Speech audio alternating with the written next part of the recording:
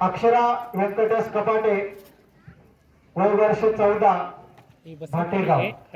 अक्षरा व्यंकटेश कपाटे. नमस्कार, माझे नाव कुमारी अक्षरा व्यंकटेश कपाटे. मी आज तुमच्या समोर शिवचरित्र या विषयावर माझे मत व्यक्त करणार आहे.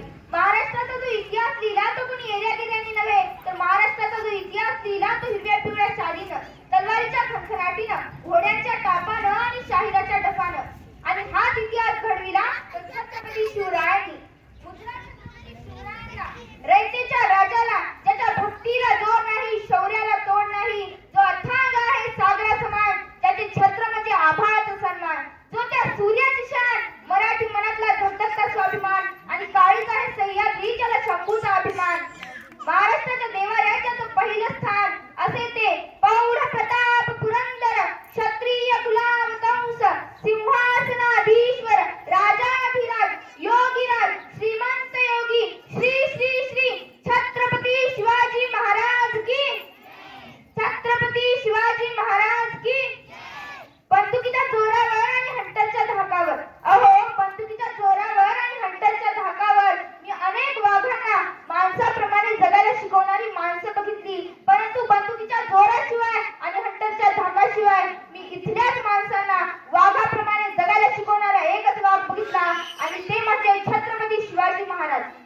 आज आपण ज्या महाराष्ट्रात राहतो तो महाराष्ट्र म्हणजे काय, तर तो महाराष्ट्र म्हणजे शिवरायांच्या विचारांचा, जिजाऊंच्या संस्कारांचा आणि शंभूराजांच्या पराक्रमाचा साक्षीदार म्हणजे माझा हा महाराष्ट्र.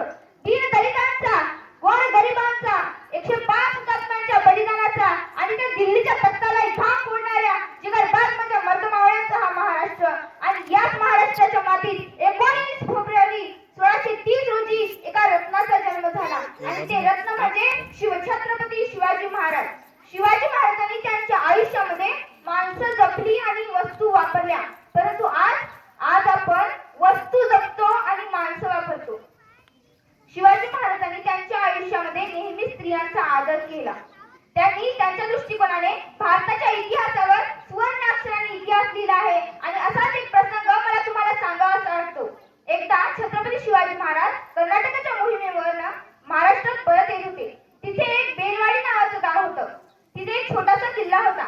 मल्लमा देसाई नावाची ठाणेदारी तिथे राहत होती. दादाजींनी वाटलं जाता जाता हा गड घेऊन जावा, म्हणून त्यांनी थोडं थोडं सैन्य जमा केलं आणि मल्लमावर चाल करून गेली.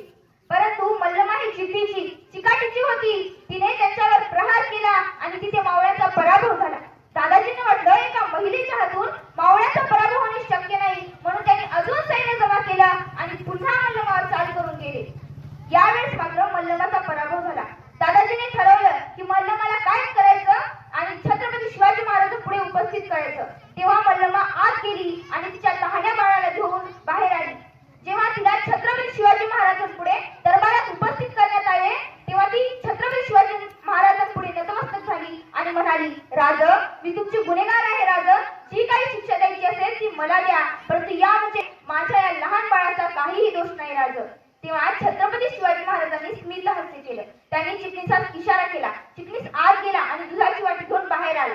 शिवाजी महाराजांनी मल्लमा देसाईच्या मुलाला उचललं आणि मांडीवर बसवलं आणि त्या दुधाच्या वाटीतून त्या बाळाला दूध पाजलं आणि म्हणाले, हा जो मांडीवर दिसत आहे ना तो आमचा भाचा आहे. अहो म्हणजे तुम्ही आमच्या भगिनी झालात आणि कोणताच भाऊ आपल्या बहिणीचं राज्य घेत नसतो.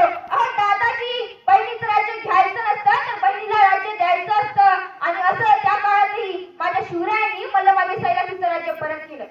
म्हणूनच तर असं नक्की मला असं वाटतं की जे छत्रपती शिवाजी महाराजांनी केलं ते जगाने कधीच केलं नाही, आणि जे जगाने केलं ते छत्रपती शिवाजी महाराजांनी कधीच केलं नाही. त्यांनी त्यांच्या आयुष्यामध्ये नेहमी स्त्रियांचा आदर केला. म्हणून आज जी कोणी स्त्री मला ऐकत आहे तिला मला एवढंच म्हणावंसं वाटतं, अगं या तलवारीपेक्षा तीक्ष्ण तुझ्या नजरेची धार आहे. अगं या तलवारीपेक्षा तीक्ष्ण तुझ्या नजरेची धार आहे. महाराष्ट्राची वाघी तू भवानीचा वार आहे. महाराष्ट्राची वाघी तू भवानीचा वार आहे. भगव्याची रक्षणी तू स्वराज्याची तू मेघ आहे. भगव्याची रक्षणी तू स्वराज्याची तू मेघ आहे. कमजोर समजू नकोस तू स्वतःला, तू जिजाऊची लेख आहे, तू जिजाऊची लेख आहे. मागील 5-6 वर्षापूर्वी इटलीचे पंतप्रधान भारत भेटीसाठी आले होते. तेव्हा काही गाईड्सने त्यांना प्रश्न विचारला की तुम्हाला प्रेमाचं प्रतीक असणारं ताजमहाल बघायचंय की सोन्याचं प्रतीक असणारं गोल्डन टेम्पल बघायचंय. तेव्हा इटलीचे पंतप्रधान म्हणाले की मला तुमचं सोन्याचं प्रतीक असणारं गोल्डन टेम्पलही नको आणि प्रेमाचं प्रतीक असणारं ताजमहलही नको. ते म्हणाले माझ्या देशामध्ये ज्या राजाचा इतिहास शिकवला जातो ना त्या राजाचं रायगड मला बघायचंय. आणि तेव्हा सर्व काही त्यांना रायगड दाखवण्यासाठी घेऊन गेले. जगाच्या पाठीवर तुम्ही कुठेही गेलात आणि जर तुम्हाला कोणी विचारलं की तुम्ही कुठून आला आहात तर त्याला अभिमानाने सांगायचं की ज्यांनी आलेल्या मरणालाही जगायला शिकवलं अशा छत्रपती शिवाजी महाराज आणि छत्रपती संभाजी महाराज यांच्या भूमीमधून आलो आहोत. म्हणूनच तर असं नक्कीच म्हणावं असं वाटतं. हर हर महादेव आवाज सुटला, मुघलांच्या कपाळाला घाम फुटला, मावळ्याच्या घरातल्या नंग्या तलवारी, मुघल पळती माघारी. शिवबा तुम्ही जर अजून 10 वर्ष जगला असताना तर मुघलांनी सुद्धा भगवाच फडकवला असता. जाता जाता एवढंच म्हणते की देवाकडे एक फूल मागितलं तर देवाने अख्खी बागच दिली. देवाकडे राहण्यासाठी घर मागितलं तर देवाने अख्खा राजवाडाच दिला. देवाकडे पिण्यासाठी पाणी मागितलं तर देवाने अख्खा समुद्रच दिला. परंतु जेव्हा देवाकडे देव मागितला तेव्हा त्यांनी छत्रपती शिवाजी महाराजांसारखा देव माणूस दिला. त्यांनी छत्रपती शिवाजी महाराजांसारखा देव माणूस दिला. एवढे बोलून मी माझे 2 शब्द संपवते. धन्यवाद. जय जिजाऊ जय शिवराय. धन्यवाद. यानंतर पुढचा स्पर्धक आहे गायक